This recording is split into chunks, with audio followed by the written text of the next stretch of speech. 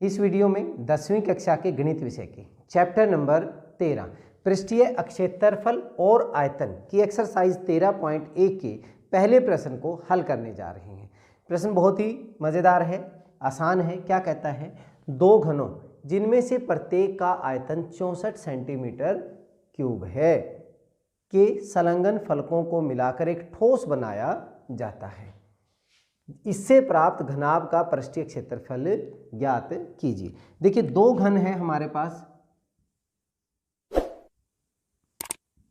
उनके जो संलग्न ठोस है उनको मिलाकर हमने क्या बना दिया, एक घनाभ बना दिया।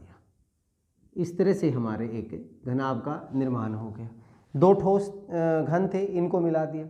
अब मुझे इसकी साइड का नहीं पता, साइड में कहाँ से निकालूंगा, इनके आयतन से, तभी तो मेरे पास लंबाई चौड़ाई ऊंचाई होगी, तभी हमारे पास इनका पृष्ठीय क्षेत्रफल पता होगा। चलिए देखते हैं सॉल्यूशन। क्या,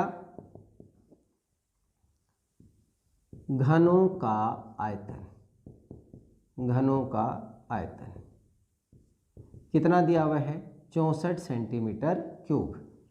माना घन की भुजा या घनों की भुजा, क्योंकि बराबर ही है तो घनों की भुजा हमने क्या मान ली, a मान ली या x मान ली, x सेंटीमीटर। तो घन का आयतन क्या होता है, भुजा गुणा भुजा गुणा भुजा होता है। इसलिए भुजा का क्यूब बराबर है 64। अब 64 किसका क्यूब होता है, 4 का क्यूब। तो इसका मतलब हमें ये पता चल गया कि x का मान जो आ गया, घन की जो भुजा होगी हमारे पास कितनी हो गई, 4 सेंटीमीटर हो गई। ये 4, ये भी 4, ये भी 4, ये भी 4, ये भी 4। अब हमारे पास ये घनाभ बन गया। तो घनाभ की लंबाई जो होगी वो कितनी होगी, इसलिए घनाभ की जो मेरी लंबाई आई वो क्या होगी, L अगर मैं लूँ तो वो 4 गुणा में 2 कितना हो गया, 8 सेंटीमीटर। घनाभ की चौड़ाई वो कितनी रहेगी, वो तो उतनी है, चौड़ाई तो हमारे पास उतनी है, तो 4 सेंटीमीटर। और घनाभ की ऊंचाई, घनाभ की ऊंचाई h वो भी हमारे पास 4 सेंटीमीटर है, इसमें कोई बदलाव नहीं हुआ। लेकिन ये घनाभ बन गया तो इसका अब क्षेत्रफल अगर हमने निकालना है, घनाभ का क्या निकालना है हमने, पृष्ठीय क्षेत्रफल। यहाँ पे दो चीजें आएंगी। अगर वक्र पृष्ठीय क्षेत्रफल की बात कर रहे हैं तब तो आपने चार दीवारी का निकालना है, अगर अकेला पृष्ठीय बोल दे तो आपने संपूर्ण पृष्ठीय क्षेत्रफल निकालना है। तो घनाभ का पृष्ठीय क्षेत्रफल, जहां जहां पे पृष्ठ हैं, जहां पे आप इनको छू सकते हो, ठीक है, हर जगह, वो क्या होता है formula, 2 into LB plus BH plus HL, ये फार्मूला होता है। चलिए निकालते हैं, क्या हो जाएगा, 2 गुणा में L कितना है 8, B कितना है 4, प्लस 4 गुणा में 4 प्लस H 4 है गुणा में L, 4 गुणा में 8, तो 2, ये हो गया 32 प्लस 16 प्लस 32 और 32 कितना हो गया 64, 64 और 16 कितना हो गया 80। तो 2 इंटू 80 सेंटीमीटर स्क्वायर, क्योंकि आपका एरिया जो है सेंटीमीटर स्क्वायर बनेगा, 60 सेंटीमीटर में है, तो क्या बन जाएगा 160 सेंटीमीटर स्क्वायर आपका क्या बन गया, इसमें इसका पृष्ठीय क्षेत्रफल आ गया। तो देखा आपने, बहुत ही आसान था। चलिए इस एक्सरसाइज 13.1 के दूसरे प्रश्न को हल करने जा रहे हैं, जो कि बहुत ही आसान है। देखिए प्रश्न क्या कहता है कि कोई बर्तन एक खोखले अर्धगोले के आकार का है, अर्धगोला, ये कटोरे के रूप में हो गया, जिसके ऊपर एक खोखला बेलन अध्यारोपित है। ये बेलन इसके ऊपर अध्यारोपित हो गया। अर्धगोले का व्यास 14 सेंटीमीटर है। अर्धगोले का व्यास अगर 14 सेंटीमीटर है तो बेलन का भी तो क्या हो जाएगा, 14 सेंटीमीटर ही हो जाएगा। और इस बर्तन की कुल ऊंचाई, ध्यान दें, इस बर्तन की कुल ऊंचाई जो है वो 13 सेंटीमीटर है। अगर ये टोटल 13 है, इसकी हाइट हमें निकालनी पड़ेगी, क्योंकि बर्तन का आंतरिक पृष्ठीय क्षेत्रफल ज्ञात करना है। तो मुझे क्या करना पड़ेगा, इस बेलन का और इस अर्धगोले का वक्र पृष्ठीय क्षेत्रफल इसमें क्या कर देना, सिंपल जोड़ देना है। देखिए सॉल्यूशन में क्या है, हमारे पास एक तो अर्धगोला दिया हुआ है,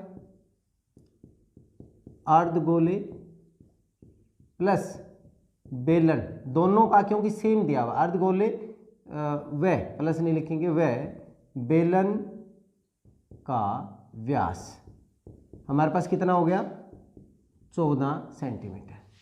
तो इनकी त्रिज्याएं क्या हो जाएगी, अर्धगोले व बेलन की त्रिज्याएं,